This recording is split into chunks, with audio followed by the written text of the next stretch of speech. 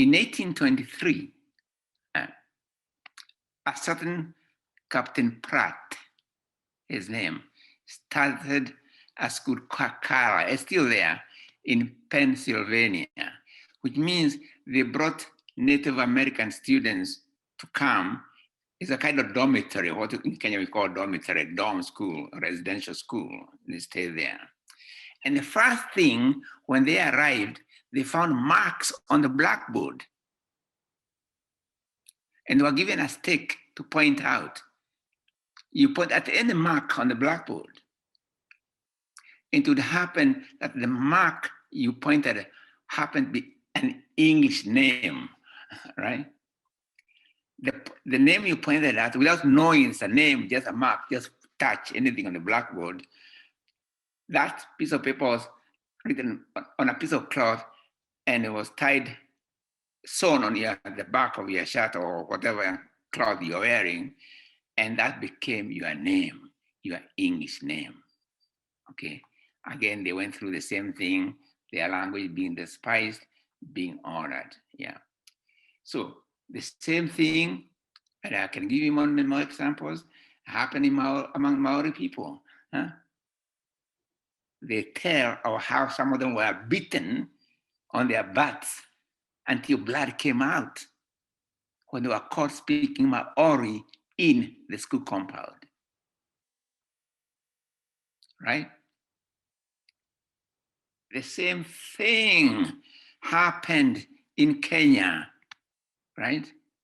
Those of my generation, anyway, I don't know about the current generation, but my generation know how many times we were beaten on our butts, punishment, corporal punishment for speaking our mother tongues in the school compound. That's being shaming a kid, a child, for speaking their mother tongue. And praising him or her glory when they spoke very good English. It was like, very good, you know. And the others were king. A monitor, a monitor or something else, a piece of something would be given to the first student, and then he is to pass it on to whoever was speaking Kikuyu or in African language. And in the evening, then you know all the people who had spoken their mother tongues in the compound and were punished. Yeah. What you look at that history, and it's all over. I can give you more examples. It's the same pattern everywhere. You know, associate negativity, humiliation, pain to African languages or to colonized languages, and associate glory and achievement to English and French. You know, so you bring about what is called conditioning. Conditioning works like this, very roughly, in a psychology, you know. You want to train a dog, you punish him or her when they do something you don't, the undesired behavior.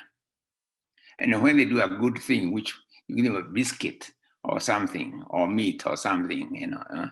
So for desired, undesired behavior, you punish the dog.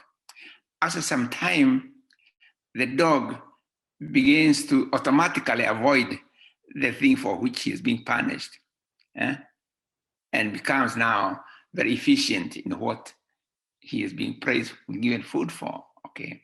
It's the same pattern of conditioning. You know, Pavlov did experiments in which a dog was given food at a particular hour when a bell was rung. Later, even without food, if a bell was rung at about that time, the dog would salivate, even if there's no food. But that's also what happens to us in terms of languages. We salivate when we hear the sounds of English and French, okay? And when the sound of an African language, you feel pain. unless you're using the language as a joke. You know, when people want to make clever jokes, they'll do it in their mother tongue, and then they laugh, you know. But when it won't become serious now, it is English or French or Portuguese, you know. What I'm trying to say, these things are as a result of, is calculated. It happened in every settler colony in the world. So what then happened after independence, we succumbed to that, right? Remember, it was the Kenyan new government, the independent Kenyan government, which abolished the teaching of African language, even in primary school, first 2 years, right? So we succumb to it. We think abnormality has been normalized as normal, all right?